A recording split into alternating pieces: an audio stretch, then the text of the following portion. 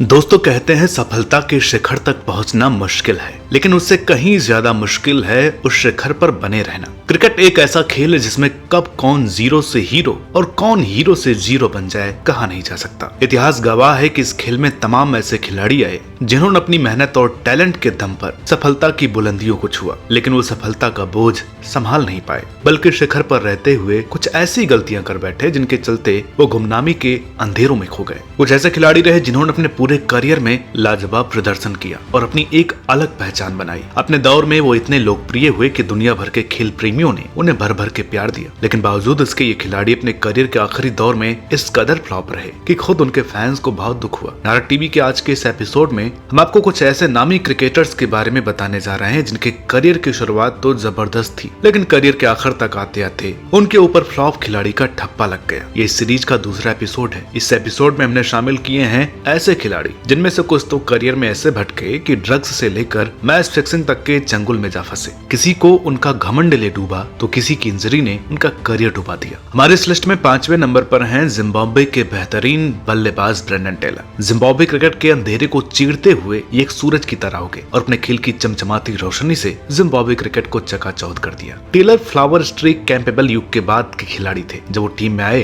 तब Zimbabwe team डूबती हुई नैया थी, लेकिन उन्होंने कुशल कैप्टन की तरह जिम्बाब्वे की बागडोर संभाली। 2015 आईसीसी क्रिकेट विश्व कप में टेलर का बल्ला जमकर बोला। उन्होंने अकेले दम पर पूरे टूर्नामेंट में 433 रनों का पहाड़ खड़ा कर दिया। जिम्बाब्वे के लिए किसी भी विश्व कप में किसी खिलाड़ी का यह बेस्ट रिकॉर्ड था। उन्होंने वनडे मैचों में कुल 11 शतक भी ठोके हैं, जो आज तक जिम्बाब्वे का कोई भी खिलाड़ी नहीं कर पाया है। इतना ही नहीं, टेलर जिम्बाब्वे के पहले और इकलौते ऐसे बल्लेबाज हैं जिन्होंने एक टेस्ट में 2 मौकों पर दोनों पारियों में शतक जमाया है। जिम्बाब्वे के लिए सर्वाधिक 17 सैकड़ों का रिकॉर्ड भी इन्हीं के नाम दर्ज है। टेलर जिम्बाब्वे के बेहतरीन बल्लेबाजों में से एक माने जाते हैं। उनके रिकॉर्ड्स इसे सही भी साबित करते हैं, लेकिन अपनी रिटायरमेंट के कुछ समय बाद जनवरी 2022 में टेलर ने कुछ ऐसे चौंकाने वाले राज खोले कि पूरी दुनिया के खेल प्रेमियों की नजर में ये विलन बन बैठे। उन्होंने बताया कि वो मैच फिक्सिंग में शामिल थे। इतना बड़ा खिलाड़ी और फिक्सिंग, एक बार को यकीन करना मुश्किल होता है। टेलर ने बताया कि उन्हें अक्टूबर 2019 में स्पॉट फिक्सिंग के लिए संपर्क किया गया था और हालात कुछ ऐसे बने कि वह इस ऑफर को ठुकरा नहीं सके। असल में ये ऑफर ऐसे समय में आया था जब जिम्बाब्वे क्रिकेट बोर्ड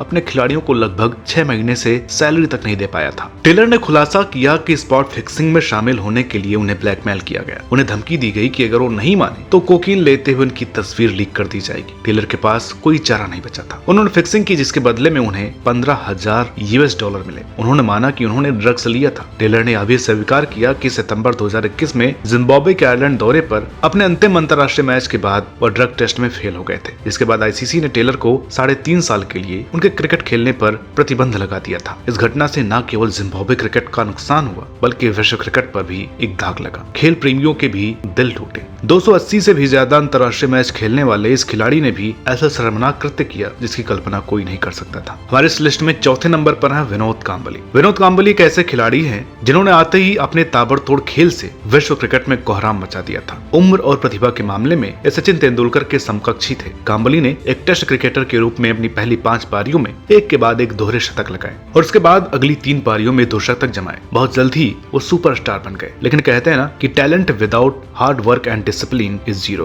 वो मेहनती तो थे, लेकिन शायद अनुशासन से दूर दूर तक उनका कोई नाता नहीं था। उनकी अनुशासनहीनता के चलते ही उनके बल्ले से रन निकलने बंद हो गए। अपनी बैटिंग की बजाय ऑफ द फील्ड मुद्दों और कंट्रोवर्सी से घिरे रहने लगे। उनके 0 फीट मूवमेंट और शॉर्ट बॉल की कमजोरी उनके पतन का दूसरा कारण बनी। और फिर एक दिन वो भी आया जब एक समय के धाकड़ बल्लेबाज रे कांबली को भारतीय टेस्ट टीम से बाहर का रास्ता दिखाया गया। जब उन्होंने अपना आखिरी टेस्ट मैच खेला तब उनकी उम्र महज 23 साल की थी। उन्होंने 55 के शानदार औसत के साथ टेस्ट क्रिकेट को अलविदा कह दिया। उनके ऑफ द फील्ड घमंड और अहंकार ने उनके करियर को खत्म होने में उनकी मदद की। नतीजन उन्हें बाहर कर दिया गया और फिर वो कभी टीम में वापसी नहीं कर सके। इस खिलाड़ी के अहम ने इसका करियर खा लिया। अगर वो खुद पर कंट्रोल रख पाते तो शायद उनका करियर कहीं ज्यादा लंबा और शानदार होता। उनके पास खुद को बेहतर करने के लिए बहुत सी चीजें थी, जैसे शॉर्ट गेंदों के खिलाफ अपनी तकनीकी को ठीक करना, गति और उछाल वाली पिचों के लिए खुद को तैयार करना। लेकिन शायद वो खुद को एक कंप्लीट प्लेयर मान बैठे थे। सचिन ने ठीक ही कहा था कि काम्बली के पास उन्हें मार्गदर्शन करने या उन्हें अनुशासित करने के लिए गाइड नहीं है, नहीं तो गांगुली की जगह होते और उनसे ज्यादा रिकॉर्ड हासिल करते। यही कारण था कि एक ही गुरु से कोचिंग लेने के बावजूद एक खिलाड़ी जहां क्रिकेट का भगवान बन गया तो दूसरा अंधेरे में गुम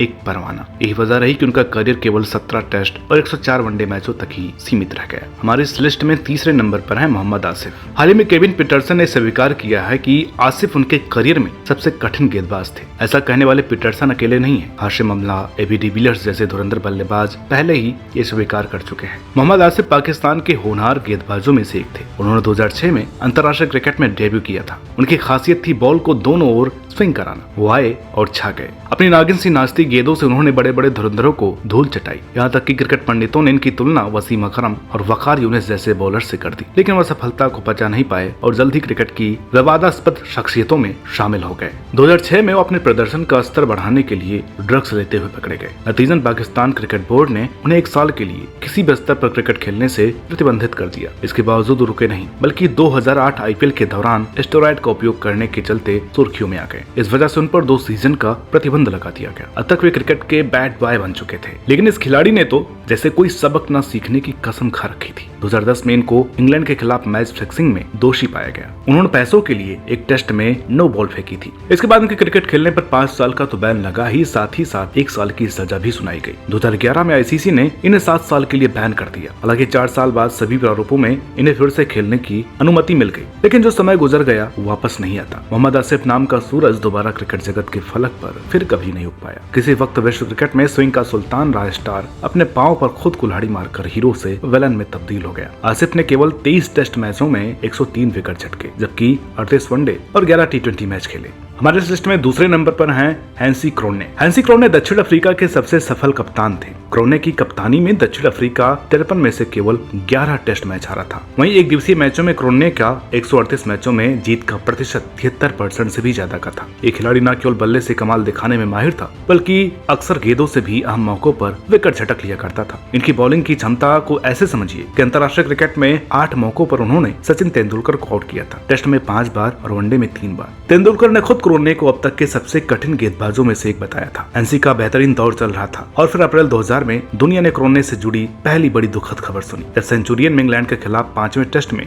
3 दिन पूरी तरह से धुल जाने के बाद परिणाम स्पष्ट था कि मैच ड्रॉ रहेगा, लेकिन क्रोन्ने ने नासिर हुसैन को प्रस्ताव दिया कि इंग्लैंड अपनी एक पारी और दक्षिण अफ्रीका अपनी एक पारी घोषित कर दे ताकि एक परिणाम प्राप्त किया जा सके। दक्षिण अफ्रीका ने 8 विकेट पर 248 रन बनाकर पारी घोषित कर दी, लेकिन इंग्लैंड ने 2 विकेट शेष रहते मैच जीत लिया। बाद में खुलासा हुआ कि क्रोन्ने पैसे के लिए मैच को हारने के लिए तैयार हो गए थे। बस यहीं से उनके पतन की शुरुआत हुई। उन्होंने दक्षिण अफ्रीका के भारत दौरे के दौरान मैच फिक्सिंग में शामिल होने की बात स्वीकार की, जिसके चलते उन पर आजीवन प्रतिबंध लगा दिया गया। हालांकि उन्हें अपने किए पर पछतावा था और फिर से क्रिकेट खेलने को तैयार भी थे, लेकिन ऐसा संभव नहीं हो पाया। क्रोन्ने से जुड़ी दूसरी दुखद खबर तब आई जब वो अपने करियर को खोने के ठीक 2 साल बाद 2002 में एक विमान दुर्घटना में मारे गए। महज 2 साल में एक महान क्रिकेट कप्तान खेल और जीवन दोनों से हाथ धो बैठा। किसी वक्त दक्षिण अफ्रीका के बेताज बादशाह रे क्रोन्ने अचानक से एक विलन में तब्दील हो गए और खुद और क्रिकेट के दामन पर काला दाग लगा बैठे। महज 32 साल की उम्र में इस दुनिया को अलविदा कह गए। अपने करियर में उन्होंने 68 टेस्ट और 188 वनडे मैच खेला था। दोस्तों, इस सूची में सबसे ऊपरी नाम है दक्षिण अफ्रीका के महान तेज गेंदबाज डेल स्टेन का।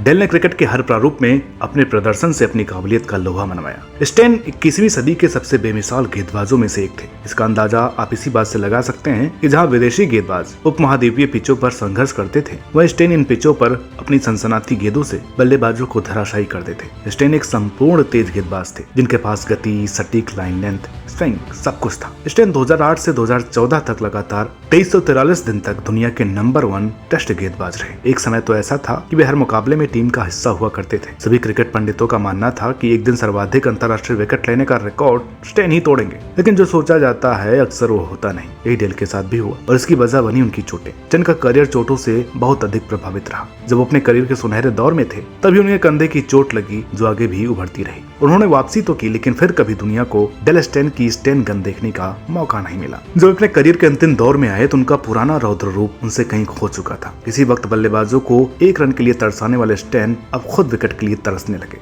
विश्व कप के हाई वोल्टेज मुकाबलों में 7 रन डिफेंड करने वाले स्टेन अब पीसीएल बीबीएल जैसी लीग में एक ओवर में 15-20 रन खाते दिखने लगे। किसी वक्त अपनी एक्सप्रेस पेस, सटीक यॉर्कर, लाजवाब स्विंग के लिए स्टेन गन के नाम से जाने गए स्टेन अंत में डॉट बॉल को भी तरस गए। उनके फैंस के लिए उन्हें इस हालात में देखना काफी दुखद रहा। माना कि उनके जैसा दिग्गज गेंदबाज का आना अब असंभव है, लेकिन ये भी सच है कि उनके करियर का अंत एक गली क्रिकेटर से भी बदतर रहा। 17 साल लंबे करियर में 93 टेस्ट, 125 वनडे और 47 टी20 खेल स्टेन ने क्रिकेट को अलविदा कहा। तो दोस्तों, ये थे वो क्रिकेटर्स जो करियर की शुरुआत में सुपरहिट तो रहे, लेकिन आगे चलकर सुपर फ्लॉप साबित हुए। आज की वीडियो में इतना ही। उम्मीद करते हैं वीडियो आपको अच्छी लगी होगी। वीडियो अगर अच्छी लगी हो तो प्लीज इसे लाइक करें, शेयर करें और चैनल पर नए हो तो प्लीज इसे सब्सक्राइब करना ना भूलें। इसका पहला पार्ट आप देख लीजिए, ये इसका दूसरा पार्ट है, और अगर आप इसका तीसरा पार्ट देखना चाहते हैं तो इस वीडियो पर खूब प्यार लुटाइए। वीडियो पर अच्छी रिस्पांस मिलने पर हम इसका तीसरा पार्ट जरूर लेकर के आएंगे। तो मिलते हैं आपसे अगली वीडियो में एक और नई दिलचस्प कहानी के साथ। तब तक के लिए नमस्कार।